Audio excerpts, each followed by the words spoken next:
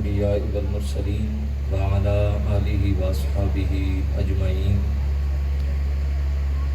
قال الله تبارك وتعالى في القرآن المجيد والفرقان الحميد. بسم الله الرحمن الرحيم. قد جاءكم من الله نور وكتاب مبين.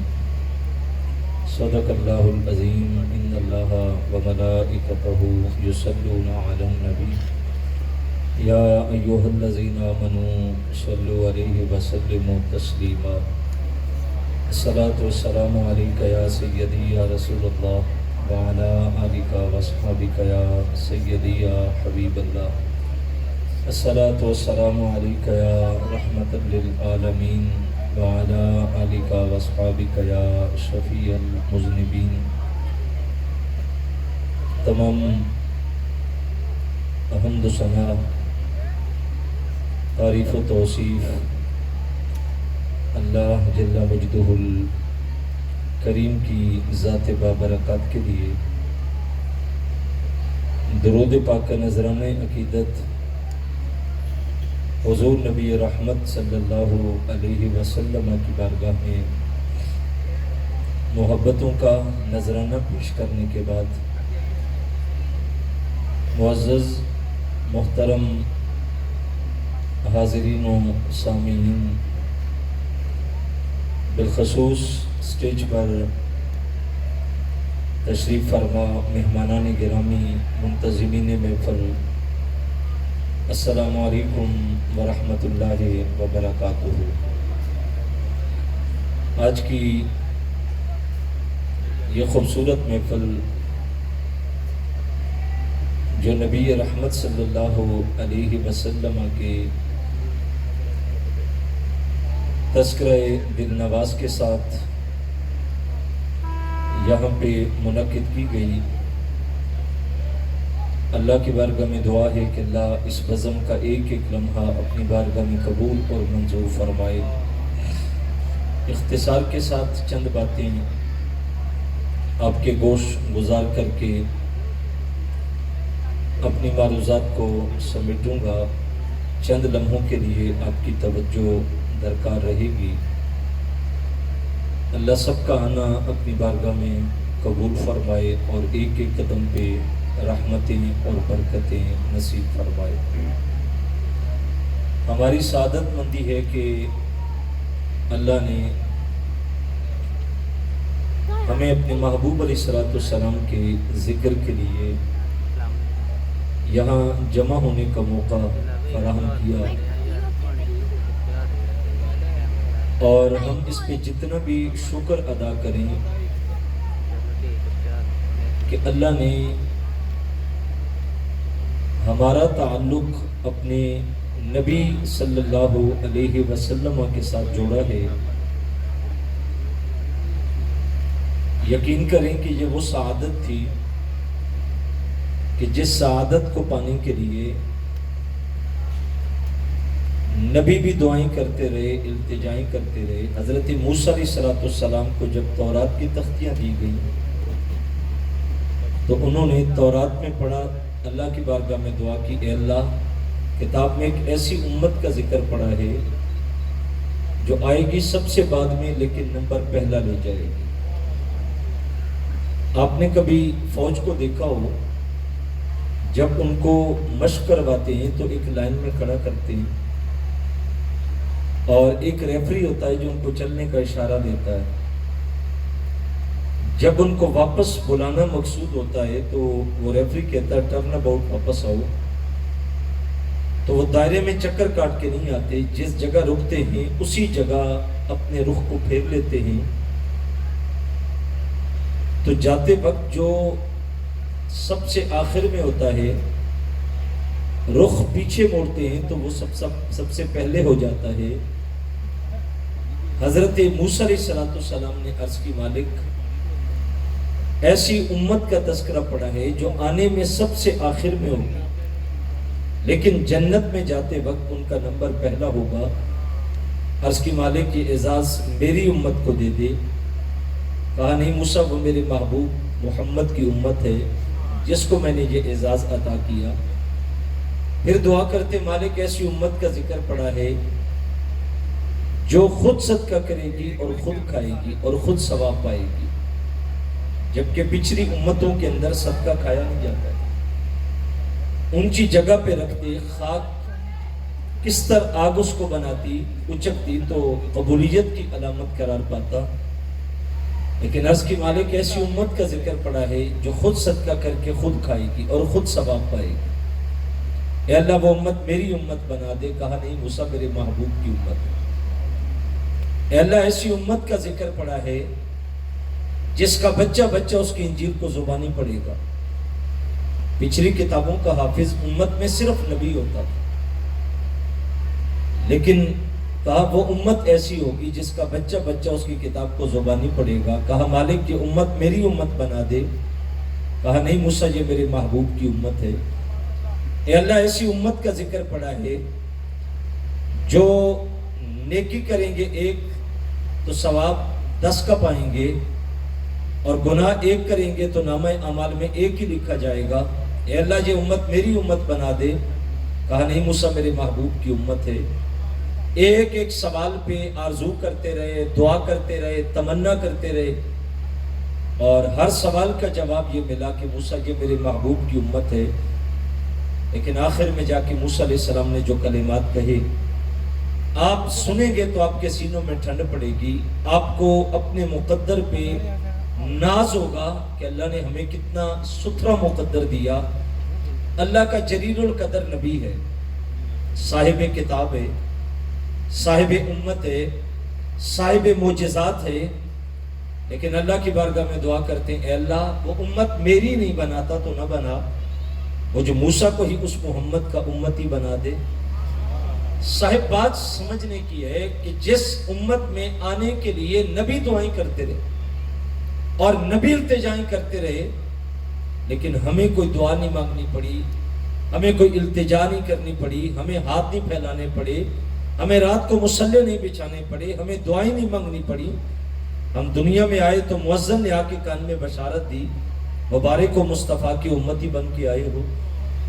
صاحب یہ ایک رات کے میلاد کا معاملہ نہیں ہے، ایک سالانہ محفل کا معاملہ نہیں ہے، ہر مہینے محفل میلاد منانے کا معاملہ نہیں ہے۔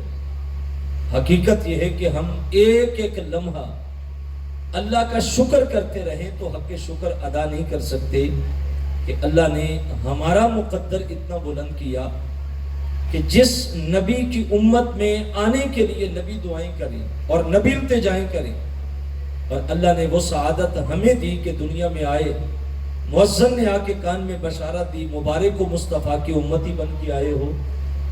صاحب یہاں تو ساری زندگی بھی حضور کے ذکر میں گزر جائے تو حق شکر ادا نہیں کر سکتے، ساری زندگی بھی تذکرہ رسول کرتے گزر جائے تو حق شکر ادا نہیں کر سکتے۔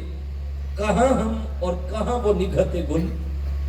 یہ تو اللہ کا کرم ہوا کہ اس نے ہمیں اس محبوب کا امتی بنایا، ورنہ تو اس سعادت کے لیے نبی دعائیں کرتے رہے، التجائیں کرتے رہے، آرزویں کرتے رہے، زمانہ اس نبی کا انتظار کرتا رہا، لیکن یہ سعادت ان کو نہیں ملی۔ اللہ نے یہ سعادت مجھے اور آپ کو دی۔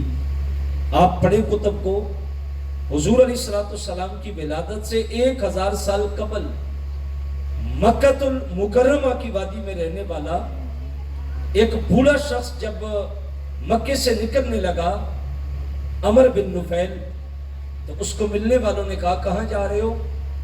اس نے کہا میں غار ہرا کی طرف جا رہا ہوں۔ کہا وہاں کیا کرو گے؟ کہا اللہ کا ذکر کروں گا۔ اور اس نے کہا کہ سنو، میں اس نبی کے انتظار میں ہوں جس نے آنا بعد میں، لیکن اگر حقیقت کو دیکھا جائے تو سب کچھ ہی اللہ اس کے صدقے سے کائنات کو عطا کر رہا ہے۔ تو صاحب زمانہ انتظار کرتا رہا۔ سلمان فارسی کہاں سے چلے تھے اور بکتے بکاتے منڈیوں سے گزرتے گزرتے مکہ المکرمہ کی وادی تک پہنچے، مدینہ المنورہ تک پہنچے، اور جب حضور ہجرت کر کے آئے تو وہ حضور سے ملاقات کو آئے۔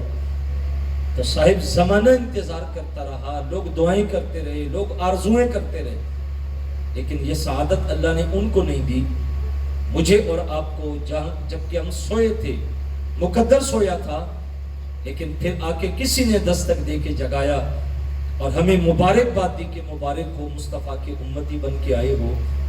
اس لیے حضور علیہ السلام کے ساتھ جو ہمارا رشتہ محبت ہے، ان محافل کو منعقد کرنے کا مقصد صرف اتنا ہوتا ہے کہ ہم حضور کے ساتھ اپنے رشتہ محبت کو جوڑیں۔ ایک تو یہ کہ حضور کا ذکر اہل ایمان کے لیے روح کی غذا ہے۔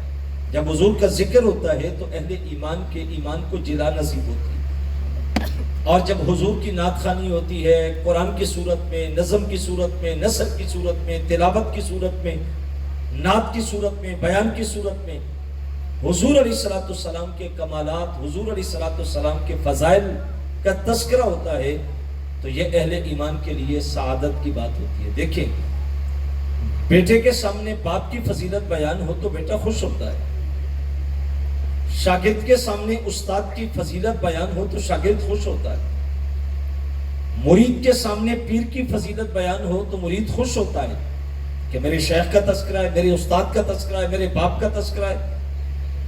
اسی طرح جب امتی کے سامنے نبی کا ذکر ہوتا ہے تو امتی خوش ہوتا ہے کہ یہ فضائل، یہ کمالات، یہ تذکرے، یہ بلندیاں، یہ شانیں، یہ رفتیں میرے نبی کی بیان ہو رہی ہیں، تو امتی خوش ہوتا ہے، چونکہ قلب و روح کا ایک رشتہ ہوتا ہے نبی کے ساتھ۔ ایک تو ان محافل کو منعقد کرنے کا مقصود یہ ہوتا ہے کہ ہمارے سینوں میں حضور علیہ السلام کی محبت بڑھ جائے، جو کہ موجود تو ہوتی ہے، اور ہر سینے کے اندر حضور کی محبت موجود ہوتی ہے۔ اقبال نے کہا تھا در دل مسلم مقام مصطفیٰ است، آب روئے مازنہ میں مصطفیٰ است۔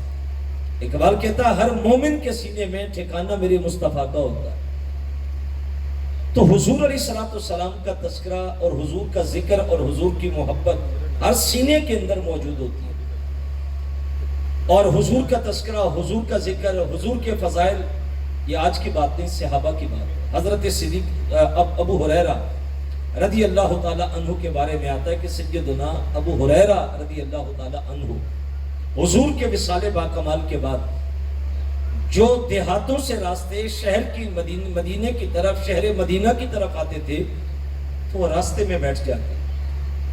ہر آنے والے شخص سے جو دیہات سے شہر کی طرف آتا تو حضرت ابو ہریرہ اس کو روک کے پوچھتے تھے تمہیں رسول اللہ کو تو نے دیکھا ہے؟ اگر وہ کہتا کہ ہاں زندگی میں حضور سے ملاقات ہوئی، میں نے حضور کو دیکھا ہے، تو کہتا ٹھیک ہے۔ اور اگر کوئی شخص ایسا آتا جو یہ بات کرتا کہ میں نے اپنی زندگی میں حضور کو نہیں دیکھ پایا، میرا مقدر نہیں تھا، اور حضور دنیا سے رخصت ہو گئے، تو پھر حضرت ابو ہریرہ رضی اللہ تعالی عنہ اس کا ہاتھ پکڑتے، اس کو بٹھاتے اور پاس بیٹھ کے اس کو کہتے کہ میں تمہیں سناتا ہوں کہ میرے حضور کیسے تھے، اور پھر حضور کا تذکرہ کر کے ایک ایک عضو کا ذکر کرتے تھے اور ان کو بتاتے تھے کہ آقا علیہ السلام کا تذکرہ یہ تھا، حضور ایسے تھے۔ تو یہ صحابہ کا انداز زندگی تھا کہ وہ حضور کا تذکرہ کیا کرتے تھے، بلکہ حضرت ابو طفیل رضی اللہ تعالی عنہ وہ شخصیتیں جنہوں نے صحابہ کے اندر سب سے آخر میں دنیا سے وہ رخصت ہوئے، یعنی حضور علیہ السلام کے بعد 100 سال تک انہوں نے زندگی پائی، اور آخری صحابی تھے دنیا میں۔ حج کر رہے ہیں، طواف کعبہ کر رہے ہیں، اور طواف سے فارغ ہو کے لوگوں کو جمع کر کے اپنی طرف بلا کے کہا لوگوں جانتے ہو میں کون ہوں؟ اور پھر خود کہا کہ سنو، یہ 2 آنکھیں میری ہیں اس وقت روئے زمین کے اوپر جنہوں نے محمد عربی کو دیکھا ہوگا، باقی تمہیں اس وقت کوئی ایسا شخص نہیں ملے گا جس نے آنکھوں سے حضور کو دیکھا ہو، صحابہ میں صرف میں رہ گیا ہوں۔ تو پھر کہتے اگر کوئی پوچھنا ہے مجھ سے تو پوچھو۔ اب ظاہر عقل انسانی تو کہتی ہے کہ حج کا موسم ہے، طواف کعبہ کر رہے ہیں، تو کوئی حج کے مسائل ہی پوچھے جائیں گے۔ رمضان کا موسم ہو تو عمومی طور پہ لوگ جا کے اپنے عالم سے رمضان کے متعلق مسائل پوچھتے، زکوٰۃ کے ایام آ جائیں تو علماء سے زکوٰۃ کے مسائل پوچھے جاتے، حج کے ایام میں جانے والے لوگ علماء سے حج کے مسائل پوچھتے، قربانی کے ایام آ جائیں تو لوگ عمومی طور پہ قربانی کے متعلقہ مسائل پوچھتے۔ صاحب حج کا موقع ہے، طواف کعبہ کر رہے ہیں، کعبۃ اللہ کے سامنے کھڑے، عقل کہتی ہے پوچھنے والوں نے پوچھا ہوگا کہ حضور نے حج کیسے کیا، حضور نے طواف کیسے کیا، حضور مزدلفہ کیسے گئے، مینا میں کیا ہوا، لیکن نہیں، کتب میں آتا ہے کہ ان لوگوں نے یہ نہیں پوچھا. انہیں اس بات کی خوشی ہوئی کہ ہمیں ایسا شخص مل گیا ہے جس نے اپنی آنکھوں سے جمال محمد عربی کو دیکھا ہوا ہے. تو قریب جمع ہو کے کہنے لگے اچھا اگر حضور کو دیکھا ہوا ہے تو بتاؤ حضور کیسے تھے. انہوں نے پھر حضور علیہ السلام کا نقشہ کھینچا. کان ابیض ملیحا مقصدا، کہنے لگے بس حضور چٹے رنگ کے تھے، چمکدار تھے، روشن چہرہ تھا. تو انہوں نے آقا علیہ السلام کا حسن، حضور کے جلوے، حضور کے کمالات، یہ امت کے سامنے. صحابہ کی عادت تھی کہ صحابہ کرام حضور کے تذکروں کے ساتھ اپنے آپ کو جڑا ہوا ہی محسوس کرتے تھے. بلکہ حضرت ابو امامہ باہلی رضی اللہ تعالیٰ عنہ کے پاس ایک شخص آیا اور آ کے کہنے لگا تم نے حضور کو دیکھا ہے؟ تو حضرت ابو امامہ باہلی کہتے ہاں میں نے حضور کو دیکھا ہوگا. اس نے کہا میں نے نہیں دیکھا، آپ ذرا مجھے بتائیں گے کہ حضور کیسے تھے؟ اور اس نے کہا کہ میں نے آپ کے بارے میں سنا ہوا ہے کہ آپ فصیح اللسان ہیں، اور جو بات آپ فصاحت کے ساتھ کرتے ہیں سننے والے کو ساری بات کی سمجھ آ جاتی. تو میں اس لیے آیا ہوں کہ آپ میرے سامنے رسول اللہ کا تذکرہ کریں. انہوں نے کہا پھر آؤ بیٹھو میں تمہیں بتاؤں کہ حضور کیسے تھے. اور انہوں نے حضور علیہ السلام کا نقشہ کھینچا، حضور کا تذکرہ کیا، اور ایک ایک عضو حضور کا فرمایا. چٹی رنگت تھی حضور کی، چہرہ نکھرا ہوا تھا، ابرو باریک تھے، حضور کے سینے کے اوپر، ہاتھوں کے اوپر بال تھے، حضور کا قد رانا ایسا تھا، حضور کے کندھے بالکل برابر تھے، اور حضور کے کندھوں کے درمیان پشت کے اوپر مہر نبوت تھی. جب پورا نقشہ کھینچا تو وہ آنے والا سائل کہنے لگا واللہ تم نے حضور کا ایسا نقشہ کھینچا ہے کہ اگر اللہ کی ساری مخلوق بھی جمع ہو جائے تو میں اس مخلوق میں سے اب مصطفیٰ کو پہچان سکتا ہوں کہ حضور کون سے. تو حضور کے ساتھ امت کا جڑنا اور حضور کے تذکروں کے ساتھ امت کا ایک رشتہ محبت قائم ہونا، حضور کے ذکر کے ساتھ، حضور کے تذکرے کے ساتھ، یہ بات سمجھ آئی کہ امت کا تعلق، غلاموں کا تعلق اپنے رسول کے ساتھ مضبوط ہوتا ہے. دوسری بات صاحب یہ کہ حضور علیہ السلام جب تک نئی تشریف لائے تھے کائنات میں اندھیرا تھا، ظلمتیں ہی ظلمتیں تھی، انسانیت ظلم کے پنجوں میں جکڑی ہوئی تھی اور انسانیت سسک رہی تھی، تڑپ رہی تھی. لیکن جب حضور کائنات میں تشریف لائے تو پھر حضور کے آنے کے ساتھ جو روشنی پھیلی اور دکھی انسانیت کو سکھ آیا، تڑپتی ہوئی انسانیت کو قرار آیا، اور جو رو رہے تھے، جو ترس رہے تھے، جو تڑپ رہے تھے، ان کے چہروں کے اوپر چمک آئی حضور کی آمد کے ساتھ. اب تاریخ انسانیت کو پڑھے، جب آقا علیہ السلام تشریف نہیں تھے لائے تو انسان ظلم کے پنجوں میں جکڑا ہوا تھا. اب غلاموں کی تاریخ ذرا پڑھیں، غلام کی کوئی حیثیت نہیں تھی، اور آقا کا جوتا اٹھا کے دھوپ سے چھاؤں میں رکھتا تو آقا اس پہ بھی کوڑے برساتا کہ تو نے میری اجازت کے بغیر میرے جوتے کو ہاتھ کیوں لگائے. اور ان کے اوپر کوڑے برسائے جاتے، ظلم کیا جاتا، ستم کیا جاتا. لیکن جب میرے حضور آئے تو پھر غلاموں کو اتنی عزت دی کہ ان کے چہروں پہ مسکراہٹ آئی. معراج کی رات عرش پہ گئے، واپس پلٹ کے آئے تو آ کے بلال حبشی کو قریب کر کے کہا بلال کون سا عمل کرتے ہو؟ میں نے جنت میں تیرے قدموں کی آہٹ کو سنا.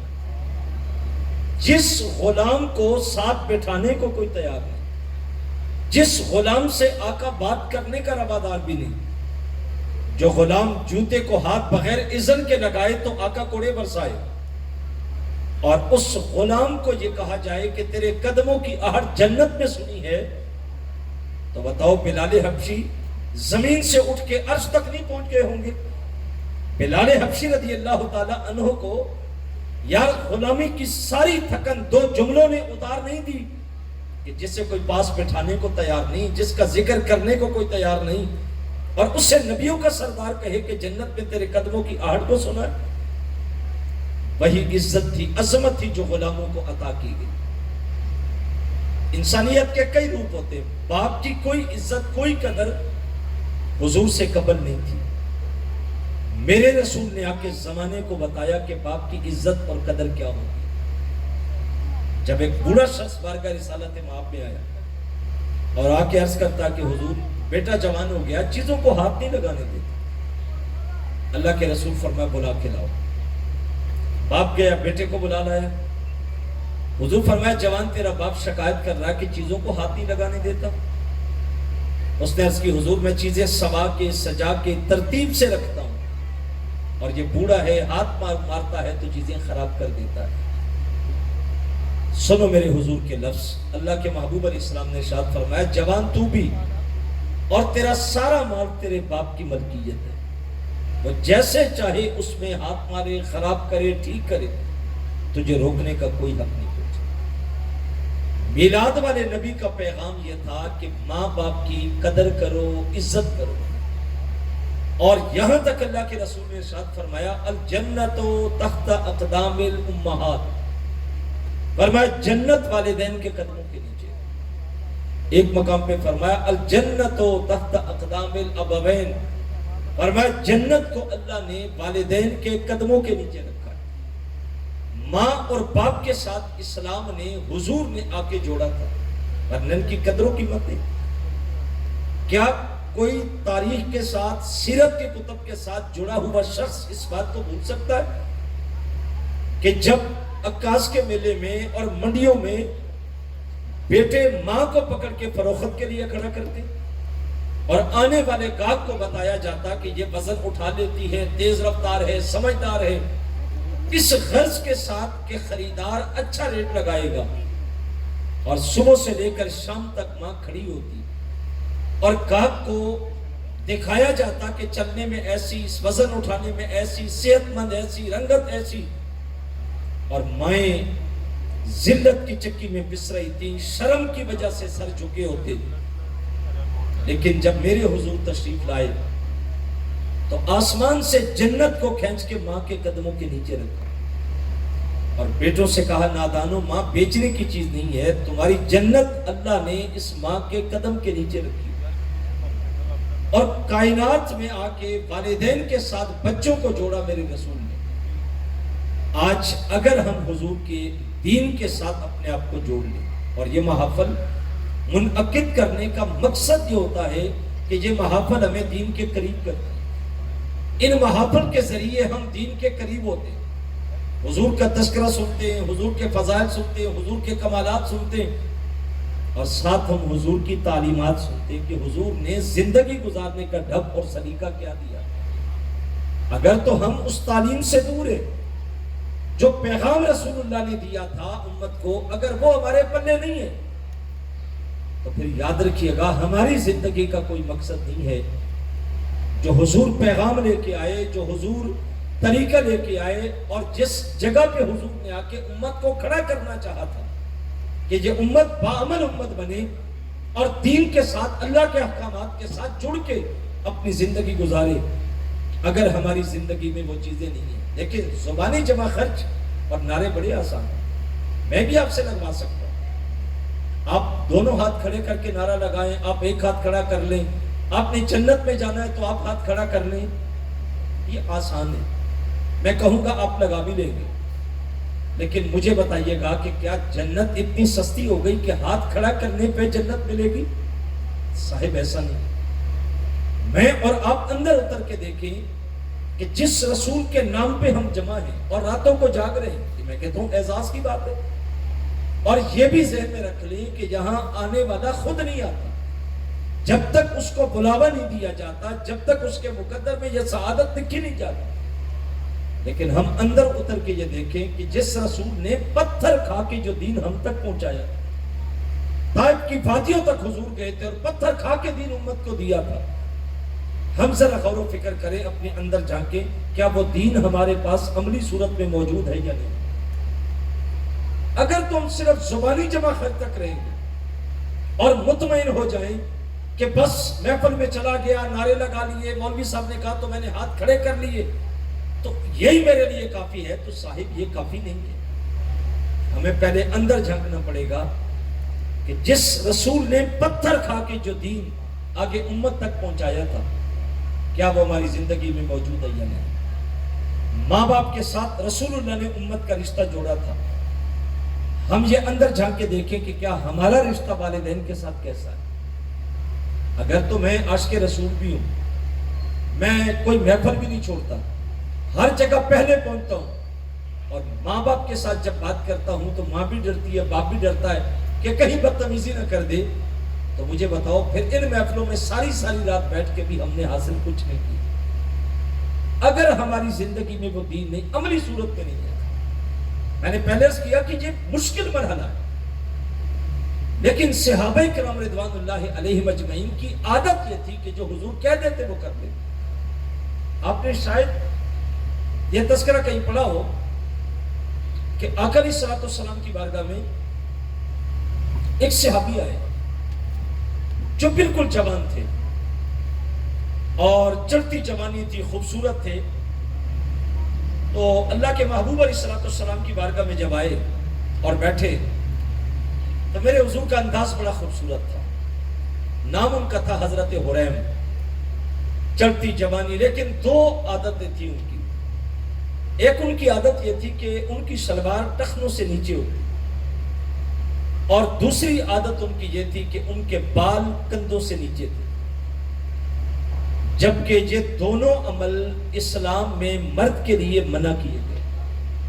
اس کی شلوار ٹخنوں سے نیچے نہیں ہونی چاہیے، اور بال اس کے کندھوں سے نیچے نہیں ہونی چاہیے. حضور علیہ الصلوۃ والسلام کے بالوں کی 3 کیفیتیں ذکر کی گئی. کبھی حضور کے بال نصف کان تک ہوتے، کبھی کان کی یہ جو لو ہوتی ہے یہاں تک ہوتے، اور کبھی اگر بڑھ جاتے تو حضور کے کندھوں کو چھونے لگتے. تو حضور علیہ الصلوۃ والسلام اپنے بالوں کو کٹوا دیتے تھے. یہ 3 صورتیں، کبھی نصف کان تک، کبھی کان کی لو تک، اور کبھی کندھے تک. اس سے نیچے مرد کے لیے بال شرعی طور پہ جائز نہیں ہے. وہ فیشن میں رکھے، وہ ملنگ بن کے رکھے، وہ درویش بن کے رکھے، جو شریعت کے ضابطے ہیں وہ شریعت کے ہیں صاحب، ان کو عمل کرنا پڑے گا. تو حضرت حریم کی عادت یہ تھی کہ ایک ان کی شلوار ٹخنوں سے نیچے ہوتی اور ایک بال لمبے تھے. ایک دن حضور کے سامنے بیٹھے، نظر پڑ گئی تو حضور فرمایا حریم کتنا اچھا ہے، اگر 2 کام چھوڑ دے، بال چھوٹے کروا لے اور شلوار ٹخنوں سے اوپر کر دے تو حریم کی طرح کون ہے. حضرت حریم کے کانوں میں بات پڑی، فوراً اٹھ کے گئے اور جا کے شلوار بھی ٹخنوں سے نیچے تھی کاٹ دی، اور بال بھی جو کندھوں سے نیچے تھے ان کو کٹوا دی. یہ انداز محبت تھا ان کا کہ جو سن لیتے تھے کہ یہ عمل حضور کو پسند ہے، پھر ان کی عادت یہ ہوتی تھی کہ ان کا وہ عمل حضور علیہ الصلوۃ والسلام کی سنت اور شریعت کے مطابق ہوتا تھا. صاحب یہ سعادت مند لوگوں کا مقصوم ہوتا ہے جو حضور کے تذکروں میں آتے ہیں، حضور کا ذکر سنتے ہیں، حضور کا تذکرہ سنتے ہیں. لیکن ساتھ ہم یہ بھی دیکھیں کہ اپنی زندگی کو بار بار دیکھیں کہ جو پیغام حضور لے کے آئے تھے اور امت کے نام جو تذکرہ اور جو زندگی گزارنے کا ڈھب حضور نے دیا تھا، کیا ہماری زندگی کے اندر وہ دین عملی صورت میں موجود ہے یا نہیں؟ اگر ہے تو اللہ کا شکر کریں، اگر نہیں ہے تو ہمیں کوشش کر کے اپنی زندگی کو ضرور پر ضرور بدلنا پڑے گا، اور اس ڈگر پہ جانا پڑے گا جو حضور نے عمل کے لیے ہمیں ضابطے دیے ہیں. جب ہم اپنی زندگی اس کے مطابق کر لیں گے تو اللہ اس کی برکتیں دنیا میں بھی عطا کرے گا اور آخرت میں بھی عطا کرے گا. میرے شیخ طریقت عالمی مبلغ اسلام پیرزادہ محمد رضا ثاقب مصطفی صاحب اکثر فرمایا کرتے ہیں کہ جب میلاد کا موسم آتا ہے، جوان گلیاں صاف کرتے ہیں، جھاڑو دے رہے ہوتے ہیں، نالیاں صاف کر رہے ہوتے ہیں، اور ان سے پوچھا جاتا ہے کہ یہ کیوں، تو کہتے ہیں کہ یہ میلاد کے دن ہے، یہاں سے جلوس میلاد گزرے گا. تو بڑی سعادت کی بات ہوتی ہے کہ جس کو اللہ اپنے رسول کی غلامی عطا کر دے. اور وہ جوان جو گھر میں بھی کام نہیں کرتے، وہ گلیوں میں جھاڑو دے رہے ہوتے، یہ سعادت سمجھ کے دے رہے ہیں، بڑی سعادت مندی ہے. لیکن حضرت فرماتے ہیں کہ یہ سعادت ہے کہ گلی میں جھاڑو دے رہے ہیں، لیکن مزہ یہ ہے کہ یہ جھاڑو صرف گلی میں نہ چلے، یہ دل کی گلی پہ بھی چل جائے. اندر حسد، بغض، کینہ، تکبر، نخوت، یہ جو بت اور ڈھیریاں اندر پڑی ہیں، کاش کہ یہ بھی ختم ہو جائیں تو پھر تو میلاد کی محفل کا مزہ ہی کچھ اور ہو نا. یہ جو نفرتیں اندر ہیں یہ ختم ہو جائیں. جیسی لائٹنگ گلی میں ہو رہی ہے اور 12-11 کی شب آپ نکلیں تو آپ کو جہاں سے آپ گزرتے چلے جائیں گے آپ کو شہر شہر نگر نگر گلی گلی بستی بستی آپ کو سجا ہوا ماحول نظر آتا ہے. یوں لگتا ہے کہ ساری کائنات روشن ہو گئی. لیکن صاحب جو روشنیاں باہر کرتے ہیں کاش کہ کوئی ایک عمل کا دیا دل کے اندر بھی روشن ہو جائے اور اندر کا نگر بھی روشن ہو جائے تو پھر کیا ہی بات ہے. اس لیے میلاد کے دن آنے والے کوشش کریں کہ جب یکم ربیع الاول ہو اور میلاد کا شروع ہو جب افتتاح ہو تو ایک کوشش کریں کہ یکم سے 12 تک اپنے گھر کا ایک خوبصورت ماحول بنائیں. دیکھیں نا ایک تو یہ ہے کہ آپ میلاد کی محفل کریں. میں آپ سے کہوں کہ ہر بندہ ربیع الاول میں کوشش کرے کہ میلاد النبی کی ایک محفل کروائے. تو آپ کے ذہن میں فوراً خیال آئے گا کہ جناب اتنا بڑا پنڈال کون تیار کرے گا, اس کا خرچ کون دے گا, لنگر کون بنائے گا, کیونکہ ہماری قوم کا مزاج تو ہے نا. آپ کسی کو کہیں کہ جناب یہ درس قرآن ہے, درس حدیث ہے, محفل ہے, آپ آئیں تو پہلا سوال ہوتا ہے کہ بتائیے کھانے پینے میں کیا ہوگا. اب اس قوم کا کیا کریں جو قوم اپنے نبی کا ذکر بھی بغیر لنگر کے سننا نہیں چاہتی, قرآن بھی درس قرآن بھی بغیر لنگر کے سننا گوارا نہیں کرتے, اپنا دین بھی بغیر لنگر کے بریانی کے ڈبے کے بغیر دین سننا بھی گوارا نہیں کرتے. تو ہمارے اندر کمیاں کوتاہیاں تو بھی ہیں نا. ہمیں اپنے آپ کو صاف کرنا ہے, اپنے آپ کو کھڑا کرنا ہے, عمل کی دنیا میں قدم رکھنا ہے. تو صاحب آپ کہیں گے کہ جناب اتنا بڑا خرچ کون کرے گا, پھر نعت خان کو بلانا پڑے. تو وہاں جو اس وقت حالات ہیں وہ کسی سے مخفی نہیں ہے. علماء کو بلانا پڑے, دیگر عوام کو بلانا پڑے, تو اتنا بڑا پروگرام ہم کیسے کریں گے. میں کہتا ہوں آسان نسخہ آپ کو میں بتاتا ہوں, اور یکم سے لے کر 12 تک کوشش کریں کہ ہر شب آپ کے گھر میں رسول اللہ کا میلاد ہو. آپ کی پوری بستی میں ایک ایک گھر میں ایک ایک کوچے میں ایک ایک گلی سے میلاد کی آواز آئے. اور بڑا آسان سا نسخہ آپ کو دے رہا ہوں. آپ کسی نعت خان کو نہ بلائیں, کسی عالم کو نہ بلائیں, آپ کسی نقیب کو نہ بلائیں, آپ کسی عوام کو نہ بلائیں. آپ اپنے بچوں کا ذہن بنائیں, بیٹیوں کا, کہ جب ربیع الاول کا چاند نکلے تو ہر شام کھانے کے وقت اپنے گھر میں اپنے بچوں کو بٹھا کے رسول اللہ کا میلاد کر لیا. بچوں کو کہیں کہ بیٹا شام کو روزانہ اپنے گھر میں حضور پہ درود پڑھنا. آدھے گھنٹے کی محفل رکھ لیں, بیٹیاں بیٹے خود گھر والے ماں باپ سارے اکٹھے ہو کے بیٹھے اور روز حضور پہ درود پڑھیں. اور جب 11-12 کی شب آئے تو کوئی کھانا بنائیں جو روٹین سے اپنے بچوں کے لیے بناتے, اس میں کوئی میٹھا شامل کر لیں, کوئی خاص چیز شامل کر لیں. اس دن بچوں کو اچھا لباس پہنائیں, نیا میسر ہو تو بسم اللہ, ورنہ دھلا ہوا ستھرا لباس پہنائیں. اور کھانا آگے رکھ کے بچے سے کہیں کہ بیٹا رسول اللہ کی نعت پڑھ. ایک تو ہے نا کہ بڑا نامور نعت خان ہے, اس کو پتا لفظ اٹھانا کیسے, پھر نیچے کیسے لانا ہے. لیکن کبھی کبھی توتری زبان میں کسی بچے سے نعت سننے, اس کا مزہ کچھ اور ہی ہوتا. بچے سے نعت سنیں, اور جتنا درود 12 دنوں میں پڑھا ہوگا, گھر میں ماں باپ جو بوڑھا ہے بڑا ہے اس کو کہیں ابا جی اماں جی آپ یہ سارا پڑھا ہوا درود حضور کی بارگاہ میں پیش کر. وہ کھانا اپنے بچوں کو کھلا دیں, آپ کے گھر میں حضور کا میلاد ہو جائے. برکتیں آئیں گی, رحمتیں آئیں گی. آپ 12 دنوں کے بعد اپنے گھر کا ماحول دیکھنا, اپنے بچوں کا اندازہ زندگی دیکھنا. آپ کو بدلے ہوئے بچوں کے لہجے نظر آئیں گے, مٹھاس ہوگی, حسن ہوگا, چمک ہوگی. آپ کے گھر کے ماحول کے اندر آپ کو واضح تبدیلی نظر آئے گی. تو صاحب یہ سعادت مند لوگوں کا مقصوم ہوتا ہے جو حضور علیہ السلام کے تذکروں کے ساتھ اپنی زندگی کے لمحوں کو خوشگوار بناتے ہیں. ہماری سعادت مندی ہے کہ ہمارے اس ایوان کے اندر ملک پاکستان کے مایاناز عالم دین حضرت علامہ صاحبزادہ عبدالحمید چشتی صاحب خانے بال سے یہاں تشریف لائے. اللہ ان کا آنا مبارک کرے اور ان کے علم میں, فضل میں, عمل میں اللہ برکت نازل فرمائے. اور جن احباب نے آج کی اس خوبصورت بزم کا انعقاد کیا, اللہ ان کو قدم قدم کے اوپر رحمت برکتیں دے. آپ جو احباب آئے ہیں, اللہ گھروں میں پہنچنے سے پہلے اس محفل کی برکتیں آپ کے گھروں تک اللہ منتقل فرمائے. وما علیہ الا البلاغ المبین۔